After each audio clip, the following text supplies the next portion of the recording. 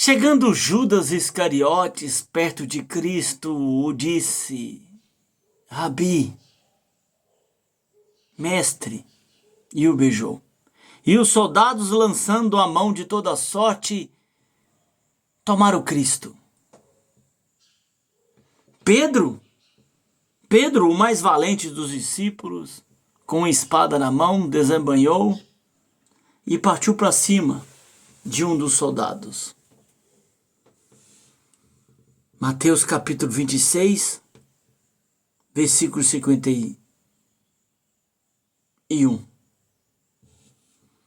E eis que um dos que estavam com Jesus, estendendo a mão, puxou a espada e o ferindo o servo do sumo sacerdote, e lhe cortou uma das orelhas. O servo do sumo sacerdote. O servo, um puxa-saco de um líder religioso. Então Jesus Cristo disse-lhe: guarde a tua espada, Pedro, porque todos os que lançam da mão da espada, a espada morrerão. Quero saber de arma, Pedro. Guarda essa arma.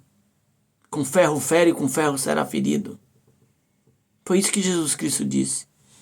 Todos que lançarem a mão da espada, a espada morrerão. Olha o que disse Jesus. Ou pensas tu que eu não poderia agora orar ao Pai e que ele não daria mais de 12.000 legiões de anjos? Ele disse: e você acha que eu não consigo me proteger, Pedro? Se eu pedir Deus para mandar 12 legiões de anjos aqui, ele manda e acaba com tudo. Eu vou me deixar levar para se cumprir as profecias. É complicado isso, viu? Você podendo fugir, você não fugir. Pois se cumpriram as escrituras, que diziam que assim convém que aconteça. Tudo o que aconteceu com Cristo, detalhadamente, foi para se cumprir as escrituras. A traição de Judas, a espada na mão de Pedro, os discípulos dormindo, Jesus se entristecendo. Tudo foi, o beijo, tudo foi para se cumprir as escrituras. Olha só. Como, pois, se cumpriram as escrituras, que dizem que assim convém que aconteçam. Então disse Jesus à multidão. Saístes como para um salteador, com espadas, para me prender? Todos os dias estava junto de vós, ensinando no templo, e vocês não me prenderam. Ele estava lá no templo ensinando, mas não prenderam ele. Foram prender ele no Getsêmani. Foi lá que foram prender ele. Tudo isso aconteceu para que se cumpra as escrituras dos profetas. Então todos os discípulos deixaram Cristo e fugiram. Quando eles viram que Cristo não ia se salvar, que Cristo ia se deixar levar, para se cumprir as escrituras, todos os discípulos fugiram, saíram dali correndo. E prenderam Jesus Cristo, que conduzia a casa, e prenderam a Jesus, ou que conduziram a casa do sumo sacerdote Caifás, onde os escribas e os anciãos estavam reunidos. Pedro seguiu de longe, era o mais corajoso, né? Pedro seguiu de longe, até o pátio do sumo sacerdote.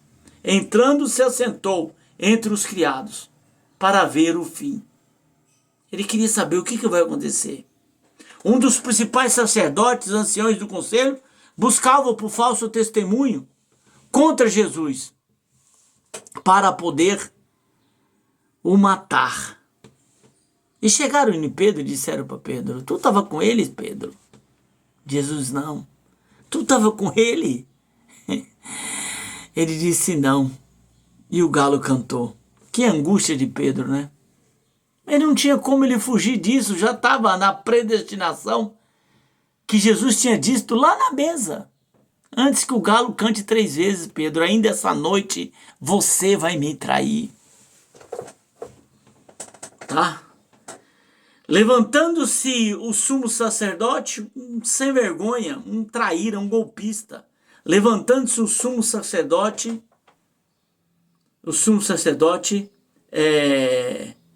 disse, não responde coisa alguma aos que depõem contra ti? Jesus, porém, aguardava em silêncio. E respondendo o sumo sacerdote, conjuro-te pelo Deus vivo, que nos diga, és tu o Cristo, o Filho de Deus? E disse-lhe Jesus, tu o disseste. Digo vós, porém, que vereis em breve o Filho do Homem assentado à direita do poder e vindo sobre as nuvens dos céus. Então um dos sumos sacerdotes rasgou suas vestes, dizendo, blasfemou, blasfemou. Para que precisamos ainda de testemunhas? Eis que bem ouvistes agora a sua blasfêmia. Que vos parece? E eles respondendo, ele é réu de morte, porque que ele disse que era Deus.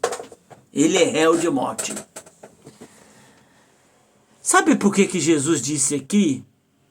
Sabe, porém, olha, tu disseste, digo vós, porém, que vereis em breve o Filho do Homem assentado à direita do Deus Pai? Sabe por quê? Eu vou falar para você. Não importa se você